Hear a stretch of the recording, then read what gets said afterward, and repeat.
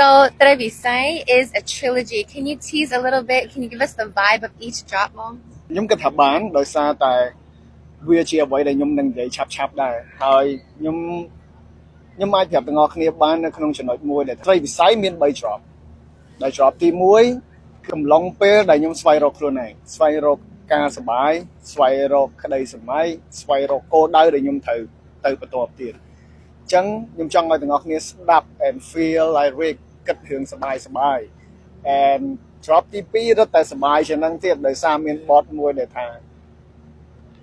ភាគច្រើនគឺ bot ប្រភេទ party ប្រភេទសប្បាយប្រភេទ hype ប្រភេទដែលអាច perform ទៅសប្បាយជុំគ្នាអញ្ចឹងអានេះជា drop ទី2ហើយ drop ទី3គឺ special មែនទេវា push agenda ទៅរៀង far បន្តិចដោយសារតែខ្ញុំត្រូវតែរៀបចំវាឲ្យ perfect តែម្ដងអញ្ចឹងវានិយាយបានថា drop ទី3គឺខ្ញុំ I do it for Khmer you know I do it for my country I do it for my people not just person ខ្ញុំធ្វើដើម្បីទាំងអស់គ្នា